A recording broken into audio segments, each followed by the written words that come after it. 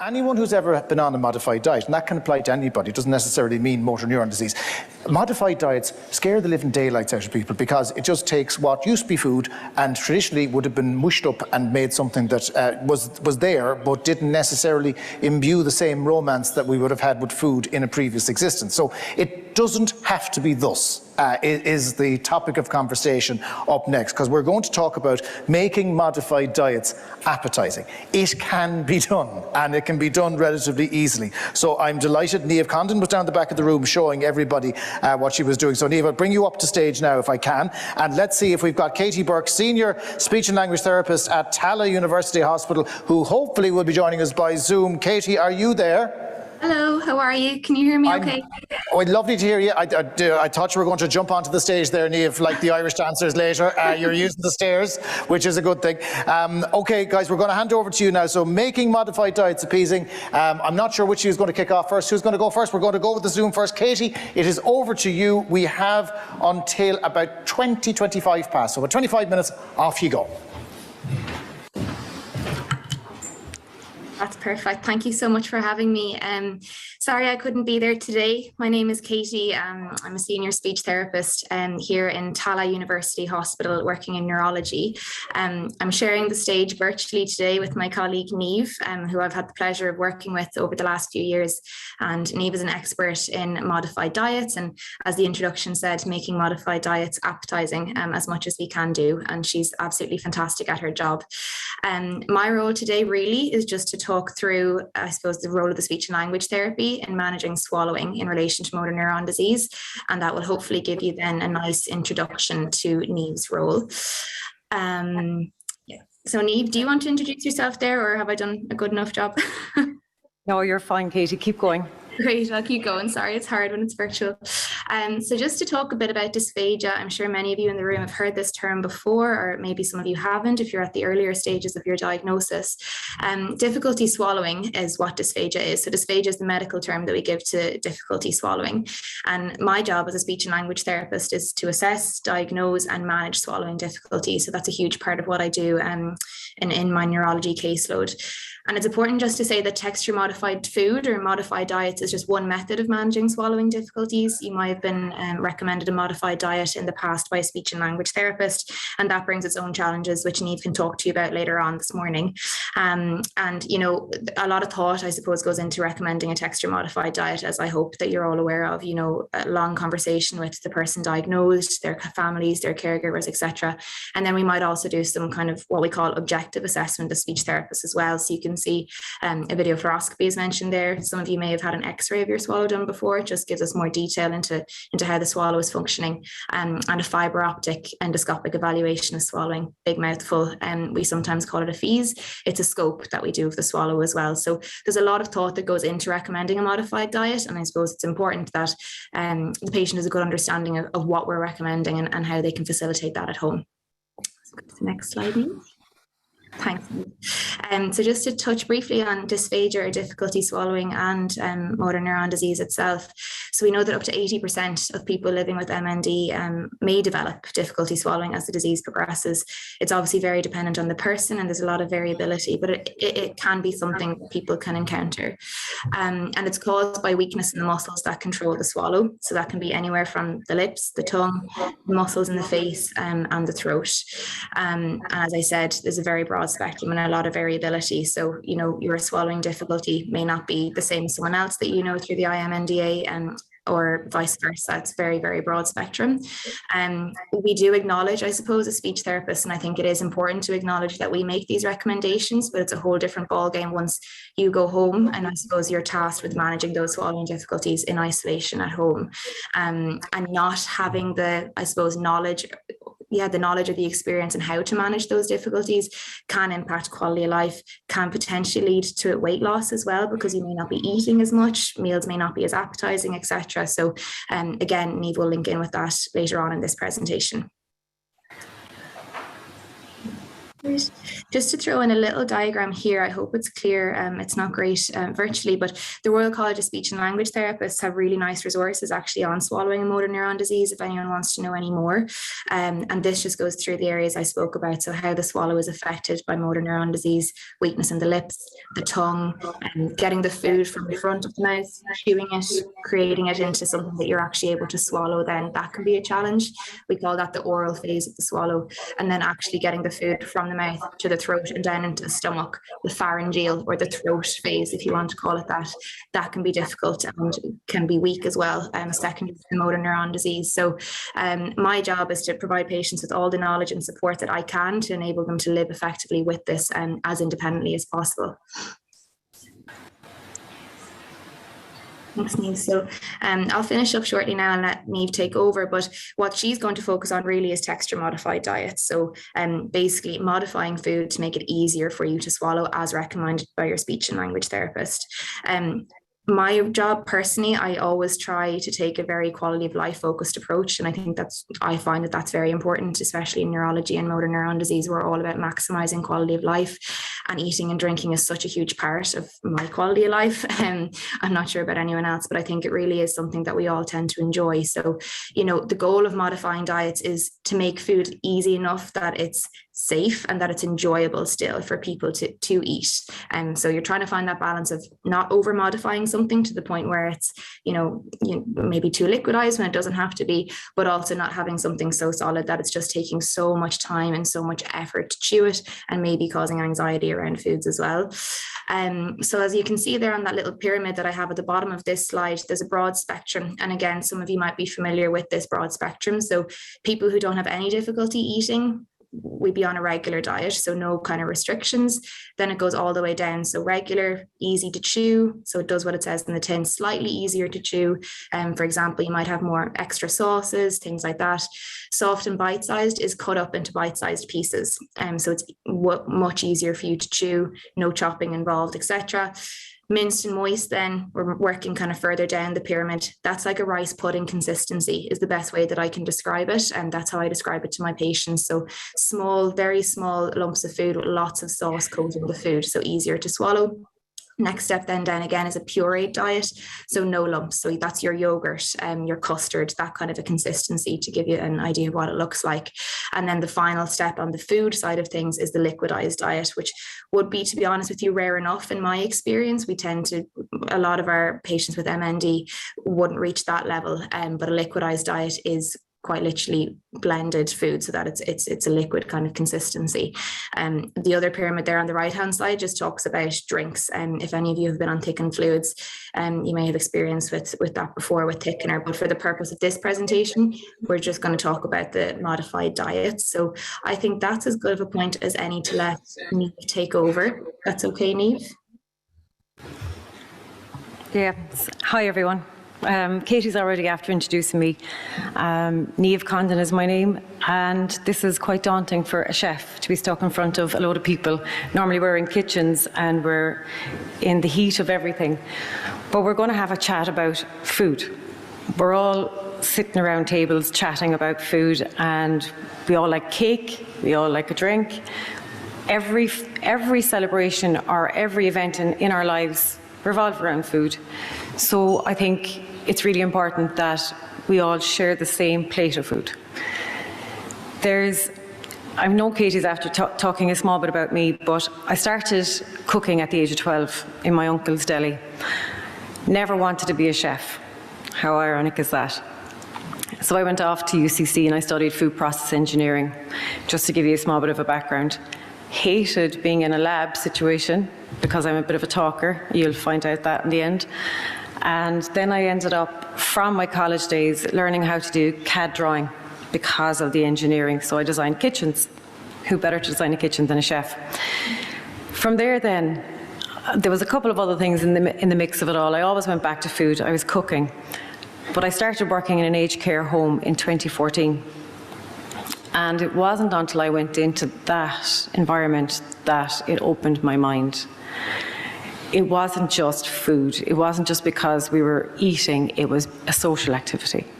And everybody wanted to sit around the table. So when I saw what was being served, I was shocked, but it was acceptable.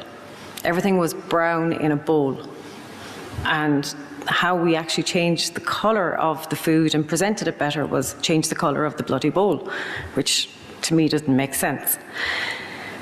During COVID, I went and I studied food science because I wanted to learn more about it.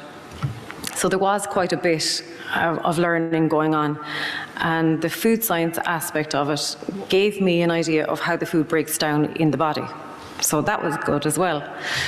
But I wanted to learn more because I'm a small bit of a strange fish. So I did a dysphagia challenge with a dietitian. And what that meant was we ate pureed foods and drank thickened liquids to level 4 for 3 days. Why do we do this? Well, we did it because we wanted to see how people have to deal with their dinners and what it looked like and what does it feel like and what's it like in the mouth, and why people were not eating their dinner was the main reason. What did we learn? We learned I couldn't make soup, believe it or not. I was making soup, and then I was thickening the soup to the consistency of what it should have been, which would have been level 4, which is a puree. I use commercial thickeners to thicken the soup. Problem is, with a commercial thickener, it gives you a completely different mouthfeel. It's safe, there's nothing wrong with it. It was ideal, it was what we were supposed to be doing. So then I went back to the drawing board and said, right, Grania, let's go back and make soup with potato. How simple is that? We just thicken the food naturally. So we used potatoes, we used chickpeas, we used butter beans, anything natural to thicken the soup. And all those starchy foods then sucked up all the extra liquid that were going to come out. So that's what I learned there. I learned I couldn't make soup. We did find, though, that drinking a thickened cup of coffee to level 4 was not pleasant, because we were inside in a coffee shop with our coffee, our thickener, which everybody thought was sugar, and we were pouring spoons upon spoons inside, stirring it around, and then we had to sit, wait for it to come to the correct consistency and drink it, but eat it with a spoon because it was too thick. We had a lot of looks, so socially we found it very difficult. And we did not have dysphagia. So we were only doing this for 3 days to learn things. What we did find, though, was simple equipment, which is what we have at the back of the room, stuff you have at home. Don't overcomplicate things. The best tool in the kitchen is the cheapest tool, it's the sieve, believe it or not. It eliminates any lumps and fibres that you don't need in that food that could cause problems for people that are chewing and swallowing. You'll find there's a NutriBullet, food processor, even the small mini choppers that you can get down the middle aisle in Aldi that we all love to hate sometimes because you come out with 101 things. We can also improve the presentation with piping bags. There's food molds back there as well. And we can mess around with different presentations. We can be Gordon Ramsay if we need to. Katie's already after speaking about this scary looking diagram. It's actually not that scary. Just what we're talking about is the upside down triangle. So we have foods on the left and the drinks are on the bottom. In the foods, you'll notice that they're all colour coordinated. So you've got the black, blue, orange, green and yellow. And those colours are very, very specific. It's another unusual fact with this diagram. The colours that are in this, anyone that has any issues with colour blindness can actually see these colours. So it's a fun, as we call it, a fun fact. Where we have level 7, there's 2 actual levels within that. So you have regular, so beef burgers, chips, chicken goujons, fish and chips. Then you have regular, easy to chew. And simply what that means is if you can pick it up on a fork and easily cut it, it's easy to chew. So things like fish fingers, sausages if somebody doesn't burn them. You've got vegetables if they're soft enough. Chicken, not so much. Sometimes it can work really easily. It depends on how it's cooked, and that's what we'll get to in a second. And then you'll go down along the scale, but at the back of the room, if you have a chance at some point, I can actually physically show you the different levels with carrots, because they behave very, very well. That was the 7 easy to chew. Level 7 easy to chew has no size restriction, so it can be a banana. There's no size restriction to level 7. There is, however, a restriction to level 6, which is soft and bite-sized. And how we measure this is we don't go around with a ruler inside in the kitchen, because we have enough tools inside there. We have a fork. It's a simple fork, dinner forks. And the reason that that diagram is really important for us as chefs is it now standardizes things, and it allows us to actually test and measure how soft is soft. If you've been told to go on a soft diet, what's your soft and what's your soft? So we test it with a fork. We simply press it down, and once the food piece changes shape, that's very well and good when it's a carrot, like I have at the back of the room. But if it's a piece of beef or a piece of chicken, you have to bear in mind how to cook it. You have to think differently. So for the beef and for the carrot and for the potato, that always has to squish down with the fork. It's also size dependent, like I said. So I don't know if you can read that. You can. It's 15 millimeters. And that's actually usually the measurement of the width of the fork. So that's why the fork is very important for us. With level 6, it is one of these tricky ones. So from level 6 down, it's not recommended that people have bread or cakes unless they're modified. Again, you can go back to your speech and language therapist if you feel that you can manage bread and cakes. They will be the people that will decide this. Minced and moist. I know I'm going into the technical side of it, but minced and moist is simply minced and moist. It's like your mashed carrot and parsnip. It's not exactly like your minced meat that you buy in the shop, because when you cook that, what happens to it? It goes slightly stringy. And you find that the pieces don't fall within the guidelines, and the guidelines state that it's 4 millimeters, and I'll go back to my ruler. So the 4 millimeters are the prongs of the fork, the gap between the prongs of the fork. And for the particles, for minced and moist, the prongs of the fork should push all these pieces in between it. The other thing that we must do for minced and moist is test it with a spoon. They're very technical pieces of equipment, aren't they? So what we need to do is pick up the piece of food and just tilt it to the side, slightly flick it. If it comes off the spoon clean, without you having to do this, then it is safe enough that it's not sticky. Because sticky foods can linger in the mouth too long. And if anyone has been dealing with a person that's trying to eat this food and it's in the mouth too long, they get tired and it gets boring and nobody wants to finish their dinner. At the end of the day, we want everyone eating. And again, this falls under the guidelines of level 6, so level 5, 4, 3, they can't have bread unless speech and language sign off on that. The pureed food then is what it says. So it's pureed, smooth, no lumps, no fibres, and it's done in a blender. I mentioned earlier on the most important tool is the sieve, and it is because while the blenders in a commercial kitchen can blend everything down perfectly smooth, the domestic appliances, you have to open them up, you have to scrape them down, and you have to make sure all the food goes back into the blade again. Sometimes it doesn't always work. So the sieve is one thing, you just push the food through the sieve and you'll get a smooth puree. To test it, we'll go back to our fork. So if you notice there on this one here, the food sits in a mound above the fork, but it also has a small bit of a tail dripping, and it's not a continuous drip. So you can test it at the back of the room again in a while. It's just that mound above the fork, slight tail dripping, that's giving you the right consistency. But we don't know if it's sticky. So we go back to the spoon. Pick up the spoon, tilt it to the side, a slight flick, and if it comes off the spoon, leaving a minor amount of food on the spoon, then we know that it's not sticky and it's safe. Carrot, as I said, is my friend because it behaves all the time. If I was to have chicken, for example, if you can picture pureed meat, it gets that bit stickier. So you need to add stock, gravy, some sauces, but more sauces that will be more water-based. Even like a vegetable puree with it helps to loosen it up so it's not sticky off the spoon. And then we have liquidized. As Katie already said, the speech and language therapists, they don't like putting people on liquidized diets, as if they can avoid it, they will. As you can imagine, it's a soup consistency.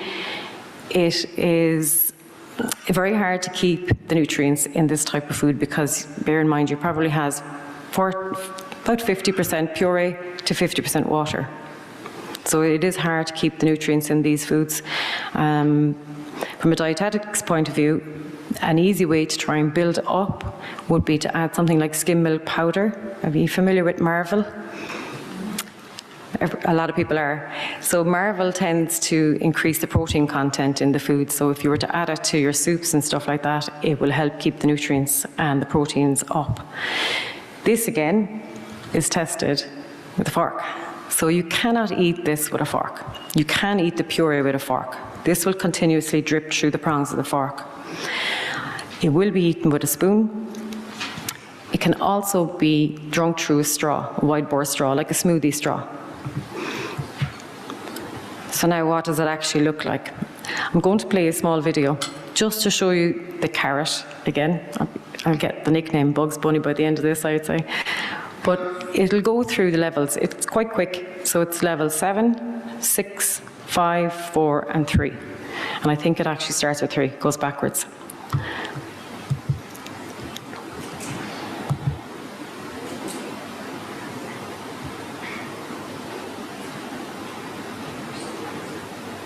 So 7 has no size restriction whatsoever. And you see 3 flowing through the prongs of the fork. And that's level 4, that's the puree. And there's the mound and the tail below the fork. This one is level 5, so it's minced and moist, so it goes through the prongs of the fork, but it's not dry. Level 6 then is 15 millimeters in size, and it has to be easily squished with a fork. If you don't have a fork, if you can just pick up the piece and press it, and if it collapses in your fingers, then it's the right texture. And 7 easy to chew then is as it is there, if you can cut it easily with the fork. That's a really important point there, that you always test the food at the temperature that you're going to eat it at. So if you can think of mashed potato, your mashed potato is lovely, hot and fluffy. If that cools, what happens to it? It gets solidified, doesn't it? It goes really solid. So if you're preparing food for somebody, it's always best to prepare the food at the temperature you want them to eat it at, rather than puree the carrots after they go cold and then reheat them. What will happen is they'll turn into a pool on the plate. So it's better to always prepare the food at the temperature. And here's a Christmas meal that we did, just to show you that every food can be modified. So it's just a small bit of thinking outside the box. So you've got your smoked salmon. This is not an everyday thing inside a nursing home in case you think it is. The budget hasn't gone that far. So it's smoked salmon, your avocado, prawns, and your Mario Rose sauce. I didn't use tomato because of the skin on the tomato. I find it a bit dangerous, not to say the least. So that is the jarred, pre-cooked roasted peppers, and they give a lovely flavour, and they're pre-cooked. So this is actually an assembly. There's no cooking involved in this at all. So I can't really call myself a chef, Jonathan. So we move on to level 6, and all we did in that was we chopped up the lettuce with the avocado, and we kind of got it to hold together slightly in a ring. It's like a scone cutter, with a tiny bit of mayonnaise.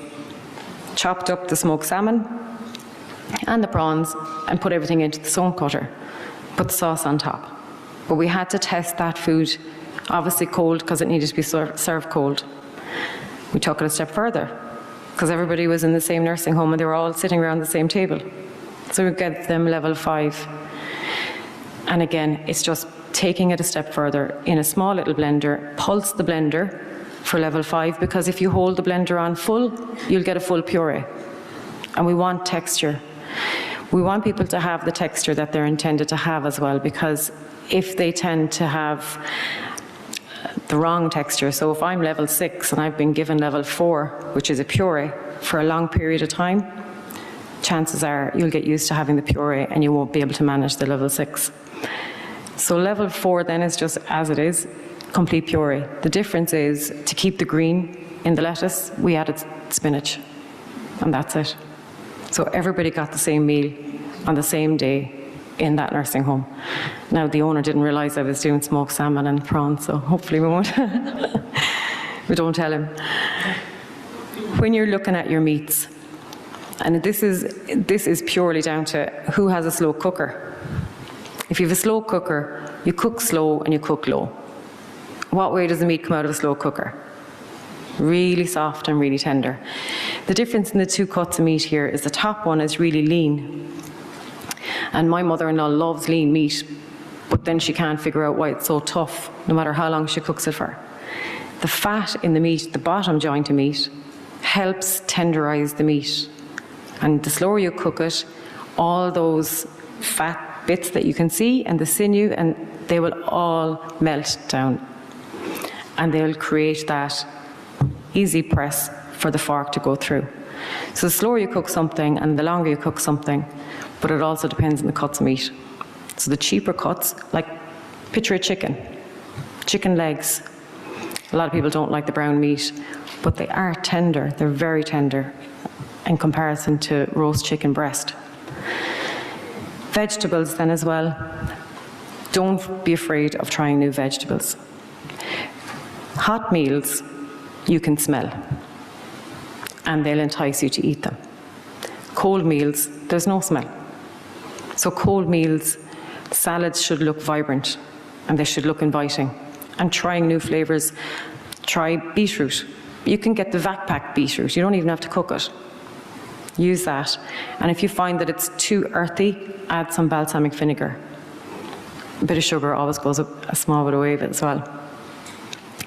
So then you can use your carrots, but carrots tend to, my carrots at the back of the room, carrots work very well with ginger. And ginger has this kind of a heating effect on the tongue. So if you're struggling with textures and you're struggling with taste, things like cumin, ginger, garlic, chili, they can all add different aspects to the same simple meal. Here we are, we're going for lunch and we're looking at food. What happens when you see that? Everyone's saying, yeah, I'm starving now, hurry on, get on with it. But what if this was your choice? Because this is what I used to do. I cooked these, my hands up, I can't blame anybody else. This is what we had to do, and this is what we knew. And this is why we feel that it's not acceptable. And that's what I do now, I train people how to do it better. The meal on the left looks like ice cream. Giving that to somebody with dementia really confuses the life out of them. They expect ice cream, so it's hot, not acceptable. Small tweaks, manipulating temperatures, we can change it. That's the same meal. And it's a matter of pureeing. This was a pureed level, so you see the number level 4, so that'll indicate it's puree. So we pureed all the food individually, chilled them down, because when we cool food, it solidifies. So I chilled it down, I was able to cut up the beef pieces into beef pieces, did the same with the carrot, did the same with the potato, piped on peas. You don't have to be anything artistic when it comes to peas. And that's it, dinner. And that can be reheated then safely. Trick with all these foods is make sure the food is covered when you're reheating them so you don't get a crusty bit. And if you're heating them in the microwave, turn down the power, the wattage in the microwave, just turn it down. So I'm just going to show you a quick few pictures of different foods that can be done. There's nothing that can't be done. So that's a fry. Why not? If everyone else is having a fry, why can't other people have a fry? Spaghetti bolognese, and that's all puree. This is level 5, and there was no molds used for these guys. The one on the left is a paella. The one on the right is actually a chicken Caesar pasta salad. So level 5 again is minced. But if you have a look at minced, have a look at the orzo pasta. because you don't have to modify that any further. This is level 6, chili con carne, and the other is a salad. So it is butternut squash, beetroot, feta, and quinoa. Be mindful of liquids that will separate for you. Just keep an eye on it in case it comes up, because if a liquid is separating from the food, it's highly possible that somebody could aspirate on that. I mentioned temperature. At the back of the room, I have a sample of potato. So potato, as I mentioned, is fluffy. When it's hot, when it goes cold, it gets fairly stiff. Same principle when it comes to custard. So custard at room temperature is level 4.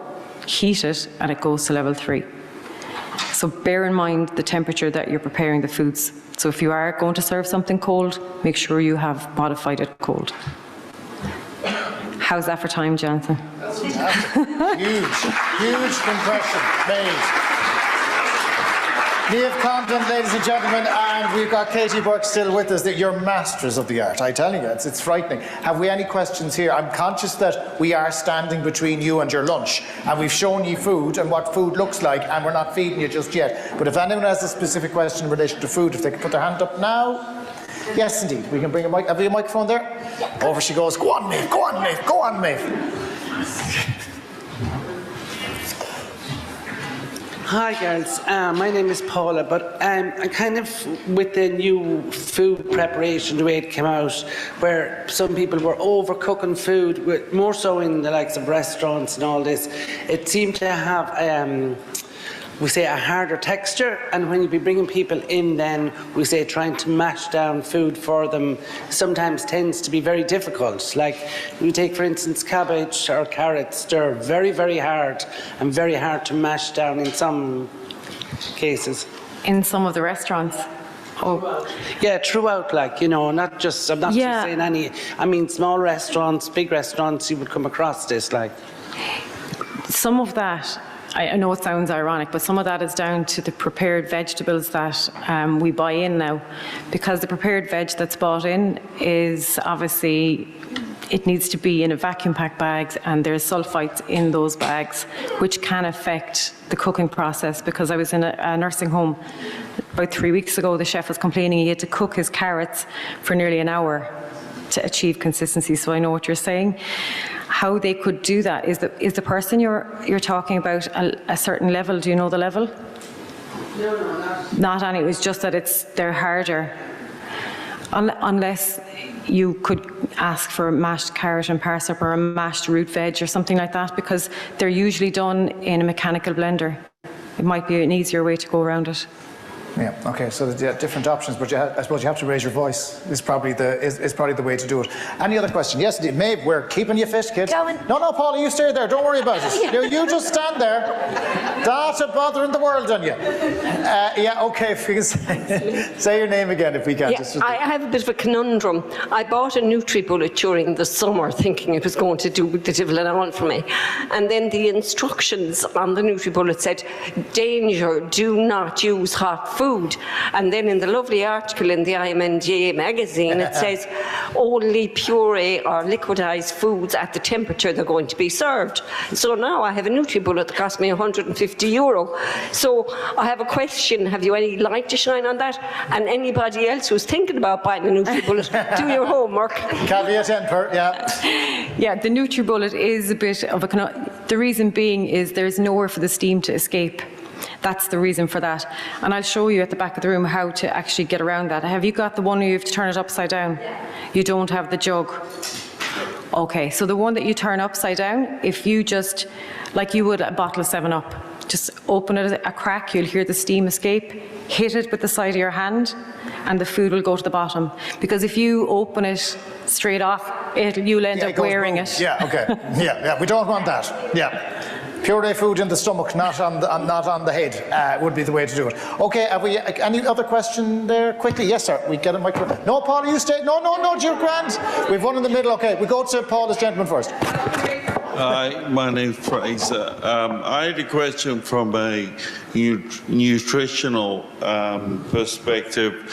When you cook the food, obviously to mashable level, am I correct in presuming you're losing nutrients?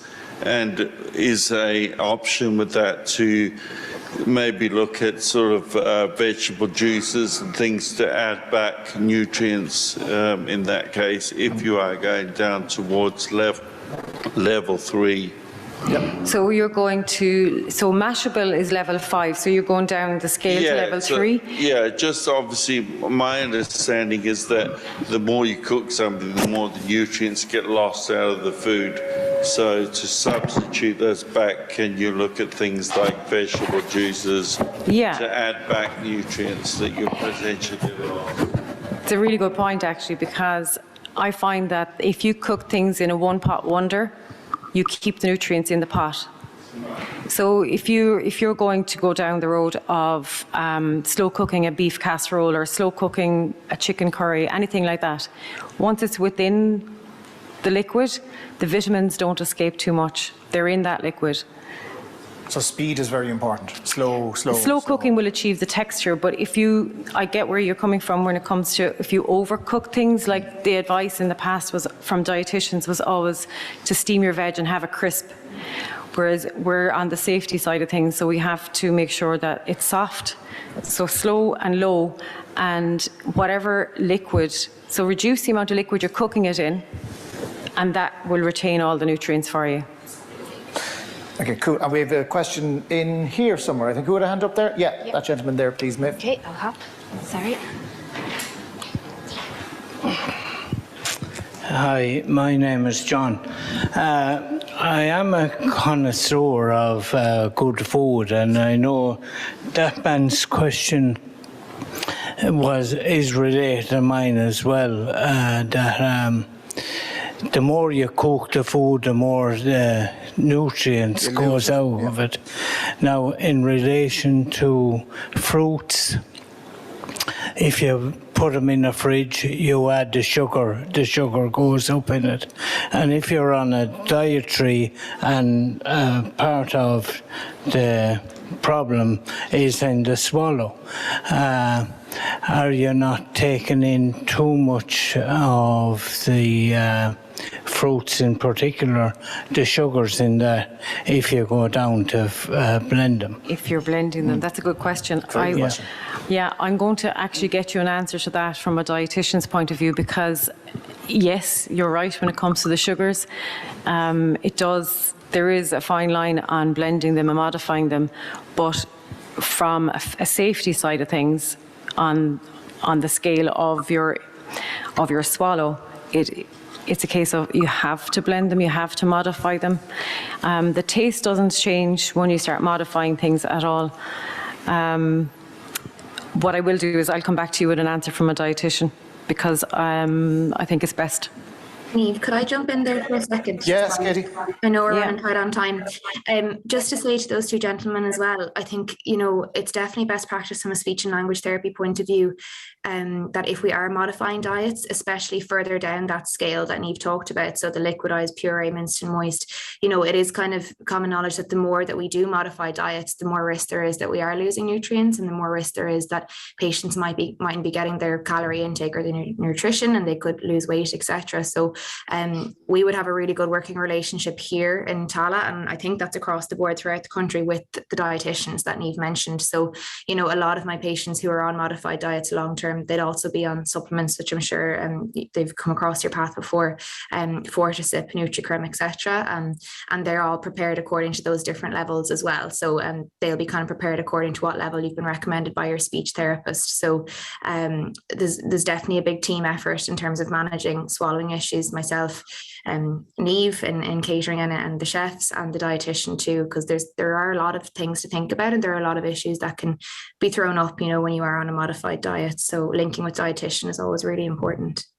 Okay, brilliant. And it just shows you as well, things can change and change for the better, but there's always concerns, particularly from people who are on those diets, that need to be addressed. Ladies and gentlemen, Niamh Condon and Katie Burke. Thank you so much, guys. Brilliant, thank you. Right.